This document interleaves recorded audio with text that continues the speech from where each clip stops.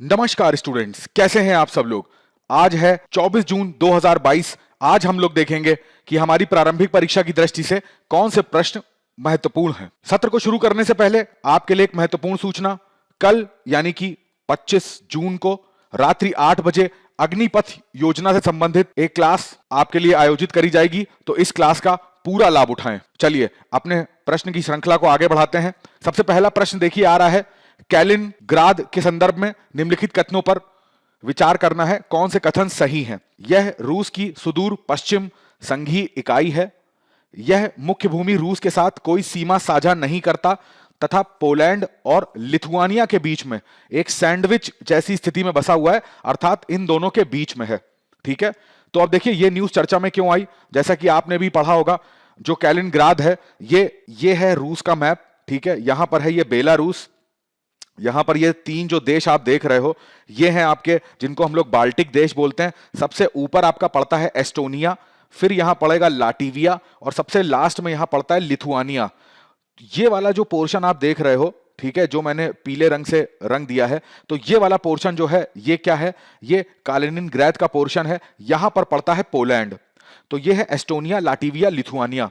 देखिए जब यूएसएसआर का विघटन हुआ था ना, तो यूएसएसआर के टूटने के बाद जब रूस बना तो क्या हुआ, रूस के बीच में और लाटविया हो गया और लिथुआनिया हो गया। इनके बीच में एक समझौता हुआ था कि भाई ये जो कालिनग्राद एरिया है, अब ये रूस से तो टच होता नहीं है और रूस के पश्चिम क्षेत्र में है, तो इन लोगों के बीच में समझौता हुआ था कि रूस से एक रेल मार्ग निकलेगा और वो कालिनग्राद तक जाएगा। इस तरीके का एक रेल मार्ग ये बनाएंगे। तो यहां से कालिनग्राद में जो भी लोग रहते हैं तो उनके लिए सारी सप्लाई देना, यानी कि यहाँ पर जो भी भोजन पानी की समस्या है उसको सॉल्व करना और यहाँ पर अपनी सेना ले जाना, ये सब रूस कैसे ले जाता है, लाटविया और लिथुआनिया से जो रेल का मार्ग जाता है उसके माध्यम से। अब क्या हुआ, अभी अचानक से अब कह लीजिए कि पश्चिमी देशों के प्रभाव में आकर लिथुआनिया जो देश है इसने क्या कर दिया, इसने बोल दिया कि अब हम ये जो रेल मार्ग है इसको क्या कर देंगे, इसको ब्लॉक कर देंगे। ठीक है, क्योंकि जिस तरीके का रूस के ऊपर जो दूसरे दूसरे जो देश हैं वो सैंक्शंस लगा रहे हैं, तो ऐसे सैंक्शंस वाले देश का कोई भी माल हमारे देश के थ्रू होके कालिनग्राद जो है वो नहीं जा पाएगा। तो इस वजह से ये न्यूज जो थी वो चर्चा में आ गई। अब देखिए यहां पे प्रश्न में पहला कथन लिखा हुआ था कि रूस की सुदूर पश्चिम संघीय इकाई है, तो ये एकदम सही हो जाएगा। दूसरा कथन है कि मुख्य भूमि रूस के साथ कोई सीमा साझा नहीं करता है। मैंने आपको दिखाया कि रूस के साथ इसकी कोई सीमा नहीं लगती है, तो यहां तक कथन सही है। और पोलैंड और लिथुआनिया के बीच में सैंडविच जैसी स्थिति में है, तो मैंने आपको बताया ये देख रहे हैं, तो यहां पर पोलैंड पड़ेगा और इसके ऊपर का जो देश है वो लिथुआनिया है, तो दोनों के बीचों बीच में ये पड़ रहा है, तो ये वाला कथन भी सही हो जाएगा। यहां पे दोनों कथन सही हो जाएंगे, तो आंसर हो जाएगा सी। अगले प्रश्न की तरफ नजर डालते हैं। देखिए सिकल सेल रोग से संबंधित है। सिकल का मतलब होता है, जैसे आपने पुराने गांव में देखे होंगे कि ऐसे एक अर्धचंद्राकार का उपकरण होता है जिसको फसलों को काटने में अन्य कामों में यूज करा जाता है। यहां पर हाथ से पकड़ते हैं और यहां पर धारदार होती है, तो उस तरीके से फसलों को काटा जाता है। उसी से संबंधित एक रोग है सिकल सेल रोग। होता क्या है, हमारे जो आरबीसी होते हैं, जो हमारी लाल रक्त कणिकाएं होती हैं, इनको ये रोग प्रभावित करता है। लाल रक्त कणिकाएं क्या होती हैं, इसी को हीमोग्लोबिन कहते हैं। तो ये हीमोग्लोबिन जो होता है वो हमारे पूरे शरीर में जो हमारी वीन्स होती हैं, है ना, उनमें प्रवाहित होता है। ऑक्सीजन का प्रवाह भी इसी आरबीसी के थ्रू होता है। तो होता क्या है कि ये आरबीसी जो होती हैं वो काफी ज्यादा ठोस रूप में हो जाती हैं और इनका आकार इस बीमारी के कारण इस टाइप का हो जाता है, सिकल टाइप का हो जाता है। इस वजह से इसको बोलते हैं सिकल सेल रोग। ठीक है, ये ठोस होने पर क्या होता है, इनका जो आवागमन होता है ये अवरुद्ध होने लग जाता है। तो आवागमन अवरुद्ध हो जाएगा तो हमारे पूरे शरीर में जो रक्त है, हीमोग्लोबिन है, वो प्रवाहित नहीं हो पाता और उसी के साथ साथ ऑक्सीजन भी भली भांति प्रवाहित नहीं हो पाती है। तो यही एक लक्षण माना जाता है एनीमिया का, जिसको रक्ताल्पता बोलते हैं। तो एनीमिया का लक्षण भी यही होता है। तो यहां पे लिखा हुआ है कि यह एक अनुवांशिक बीमारी है, तो यह एकदम सही कथन है। यह श्वेत रक्त कोशिकाओं को प्रभावित करता है और शरीर को संक्रमण के प्रति प्रवण बना देता है, यह गलत है। श्वेत रक्त कोशिकाओं को प्रभावित नहीं करता, यह लाल रक्त कोशिकाओं को प्रभावित करता है। दुनिया में सिकल रोग के सबसे अधिक मामले भारत में हैं, ये भी कथन गलत हो जाएगा। दुनिया में सबसे ज्यादा मामले जो आते हैं वो अफ्रीका में आते हैं, इस चीज को ध्यान रखिएगा। तो यहां पर केवल पहला कथन हमारा सही है, तो ऑप्शन क्या हो जाएगा, सी ऑप्शन। ये चर्चा में था, इस वजह से इसके ऊपर प्रश्न बना। अगला प्रश्न देखते हैं। निर्यात पोर्टल हाल ही में हमारे प्रधानमंत्री के द्वारा लॉन्च करा गया है। निर्यात पोर्टल के साथ ही साथ एक और चीज लॉन्च करी गई है जिसको बोलते हैं वाणिज्य भवन। ठीक है, इन दोनों का उद्घाटन किया गया है। यहां पर आप देखेंगे पीआईबी की न्यूज है, प्रधानमंत्री ने वाणिज्य भवन और निर्यात पोर्टल दोनों का शुभारंभ किया है। अब देखिए ये जो वाणिज्य भवन है ये है क्या, ये एक नया परिसर बनाया गया है जो हमारा मंत्रालय है, वाणिज्य और उद्योग मंत्रालय। तो अब इसके कर्मचारी इस परिसर में बैठेंगे। अब वाणिज्य और उद्योग मंत्रालय में दो विभाग आते हैं, एक तो हमारा वाणिज्य विभाग होता है और दूसरा होता है डीपीआईआईटी। बहुत बार आपने इसको न्यूज में सुना होगा, जिसको बोलते हैं उद्योग एवं आंतरिक व्यापार संवर्धन विभाग। तो ये दोनों विभाग जो हैं ये इसी मंत्रालय के अंतर्गत आते हैं। अब ये लोग यहाँ पर नए भवन में ही अपना जो कार्य है वो संपादित करेंगे।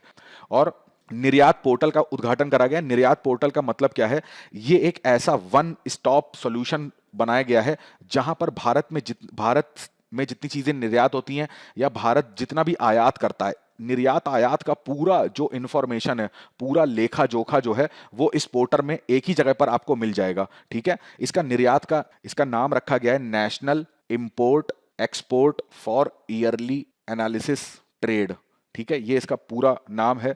हिंदी में इसको बोल रहे हैं राष्ट्रीय आयात निर्यात वार्षिक व्यापार विश्लेषण रिकॉर्ड। तो इस चीज को ध्यान रखिएगा, इंपॉर्टेंट है ये। तो निर्यात पोर्टल और वाणिज्य भवन दोनों का उद्घाटन किया गया है। तो उसके संदर्भ में निम्नलिखित कथनों पर विचार करना है। तो देखिए इसमें सबसे पहला कथन है, यह भारत का वास्तविक समय रियल टाइम आयात निर्यात डेटा प्रदान करेगा। यह उद्देश्य भारत से निर्यात को बढ़ावा देने से संबंधित केंद्र सरकार की सभी योजनाओं के बारे में जानकारी उपलब्ध कराएगा। यह परामर्श प्रशिक्षण आउटरीच कार्यक्रमों का उपयोग करके विदेशी व्यापार पर पहली पीढ़ी के उद्यमों को सलाह देने के लिए एक मंच प्रदान करेगा। यह निर्यात बंधु योजना के तहत लाभ प्राप्त करने के इच्छुक निर्यातकों के लिए एक पंजीकरण पोर्टल है। तो इसमें सबसे सही उत्तर क्या है, पहला। यह भारत का जो रियल टाइम वास्तविक समय आयात और निर्यात डेटा प्रदान करेगा। एक ही जगह पर कोई भी व्यक्ति इस पोर्टल का इस्तेमाल करके जो भी उसको जानकारी चाहिए वो ले सकता है। अगला प्रश्न देखिए, कृषि उत्पादों से संबंधित है। ये 4 कृषि उत्पाद दे रखे हैं और यहां पर उनसे संबंधित राज्य दे रखे हैं। तो देख लेते हैं इनके बारे में। तो सबसे पहले लिखा हुआ है लाकाडोंग हल्दी। लाकाडोंग हल्दी आपको पता होना चाहिए, बहुत फेमस है। और ये कहां पर है, ये मेघालय में पाई जाती है। चाक हाउ चावल बहुत ज्यादा फेमस है, इनके बारे में पता होगा, नागालैंड नहीं है। इसका आंसर क्या होगा, सभी लोग इसको आसानी से कर लेंगे। चाक हाउ चावल जो है वो मणिपुर का है। क्वीन अनानास के बारे में बात करते हैं, इसको जीआई टैग हाल ही में मिला था, ये हमारा त्रिपुरा में पाया जाता है। थुकू इलायची, इसको भी जीआई टैग मिला था, ये मणिपुर में नहीं है। ये कहां पर मिलेगी, ये सिक्किम में मिलेगी। ठीक है, अब इसमें से कौन सा युग्म सुमेलित है, तो जाहिर सी बात है पहला और जो तीसरा है वो सुमेलित है। तो इसका ऑप्शन क्या हो जाएगा, इसका ऑप्शन हो जाएगा बी। अब देखिए ये चर्चा में क्यों आया, क्योंकि यहां पर पूर्वोत्तर क्षेत्र विकास मंत्रालय जो हमारा है उसने क्या करा है कि एक जिला एक उत्पाद पहल के अंतर्गत गुवाहाटी में एक क्रेता विक्रेता सम्मेलन का आयोजन करा गया। इस तरीके से वहां पर जो यहाँ की वस्तुएं थी नॉर्थ ईस्ट की, यानी कि पूरे पूर्वोत्तर क्षेत्र जो है वहां की वस्तुओं को एक मेला ऐसा लगाया गया। तो उसमें उनकी बिक्री जो है, जो भी वहां पर आगंतुक आएंगे तो उनको उनके बारे में जानकारी देने के लिए ये मेले का आयोजन किया गया। अब देखिए प्रारंभिक परीक्षा 2019 में आया हुआ प्रश्न है, इसको देख लेते हैं। किसी भी देश के संदर्भ में निम्नलिखित में से उस देश की सामाजिक पूंजी सोशल कैपिटल के भाग के रूप में समझा जाएगा। पहला है जनसंख्या में साक्षरों का अनुपात, इसके भवनों और अन्य आधारिक संरचना एवं मशीनों का स्टॉक, कार्यशील आयु समूह में जनसंख्या का आमाप, समाज में आपसी भरोसे और सामंजस्य का स्तर। आपको पता होना चाहिए कि सामाजिक पूंजी का मतलब क्या होता है, कि कोई भी एक समाज होता है उसमें विभिन्न विभिन्न जो लोग होते हैं वो आपस में आके चाहे एक मूर्त रूप से या अमूर्त रूप से एक दूसरे की हेल्प करते हैं, एक दूसरे का आर्थिक विकास करते हैं, जिससे उस पूरे समाज का आर्थिक विकास होता है। अब मूर्त रूप का मतलब है, हो सकता है कुछ अपनी धनराशि मुहैया कराते हो या फिर अपना जो शारीरिक श्रम है वो मुहैया कराते हो। अमूर्त का मतलब है जो उनका मानसिक स्तर है, जो उनका बौद्धिक स्तर है, उसका भी उपयोग करते हैं समाज के आर्थिक विकास के लिए। तो समाज के कई सारे लोग आपस में जुड़ के एक काम को करते हैं, उनके बीच में भरोसा होता है, उनके बीच में सामंजस्य का स्तर होता है, तो उसको क्या बोलते हैं, ये समाज की जो होती है सामाजिक पूंजी होती है, ऐसे लोग। तो इसका आंसर क्या हो जाएगा, डी, यानी समाज में आपसी भरोसे और सामंजस्य का स्तर। तो इस चीज को ध्यान रखिएगा। चलिए आज के तथ्य में हम लोग चर्चा करेंगे बैगनी क्रांति के ऊपर और अरोमा मिशन के ऊपर। जिस तरीके से आप श्वेत क्रांति, भूरी क्रांति, बहुत सारी क्रांतियां पढ़ते हैं, उसमें से एक आती है बैंगनी क्रांति, जिसको इंग्लिश में क्या बोलते हैं, पर्पल रिवॉल्यूशन। ठीक है, अब देखिए पर्पल रिवॉल्यूशन का मतलब क्या होता है। पर्पल रिवॉल्यूशन उसको बोलते हैं, बैंगनी का मतलब है यहाँ पे एक फूल से है, उसको बोलते हैं लैवेंडर, जो आप इस चित्र में देख पा रहे हैं। तो यहाँ पर क्या हुआ, जम्मू कश्मीर का जो जम्मू एरिया है, वहां का डोडा जिला है, वहां पे 500 किसान थे गांव के। उन्होंने क्या करा, अपनी जो खेती बाड़ी, पहले वो किस चीज की खेती करते थे, पहले वो मक्के की खेती करते थे, उन्होंने मक्के की खेती से स्थानांतरित करके वो लेवेंडर की खेती करने लगे। लेवेंडर क्या होता है, एक बहुत ही, जिसको बोलते हैं सुगंधित पुष्प होता है, तो इसकी खेती करने लग गए। इसकी खेती करने के बाद देखा गया उनको कि उन्होंने अपनी आय जो थी वो बहुत तेजी से उसमें वृद्धि हुई, तो उसी चीज को बैंगनी क्रांति नाम लिया गया।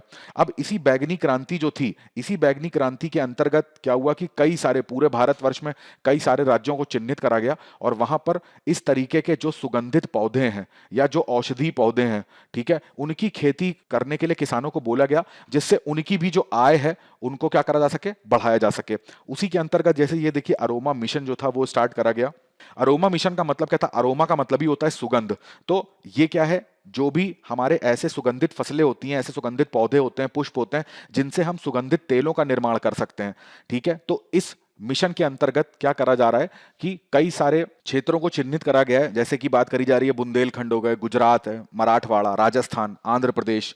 तो ऐसे क्षेत्रों में क्या करा जाएगा, जो वहां के किसान हैं उनकी आय को बढ़ाने के लिए, या ऐसे जो क्षेत्र हैं जहां पर खेती लायक बंजर जो भूमि है वो उपयुक्त नहीं है, ठीक है, तो वहां पर अगर इसकी खेती हो सकती है तो वहां पर उनको इसके लिए प्रोत्साहित करा जाएगा कि भाई तुम इस चीज की खेती करो और अपनी आय को बढ़ाओ। तो इस चीज को ध्यान रखिएगा। ये बैंगनी क्रांति और अरोमा मिशन के बारे में आज का हमारा तथ्य था। चलिए मैं आपसे आज एक प्रश्न पूछता हूं। जैसे अभी हम लोगों ने सिक्स सेल रोग के बारे में सुना, तो आप आज का मेरा प्रश्न ये होगा कि जो सिक्स सेल रोग है वो, इसका जो दिवस है, यानी कि किस दिन ये रोग दिवस बनाया जाता है जनता को जागरूक करने के लिए, तो ये बताइएगा कमेंट करके। ठीक है, चलिए आज के सत्र में बस इतना ही। मिलते हैं अगले सत्र में कुछ नए प्रश्नों के साथ।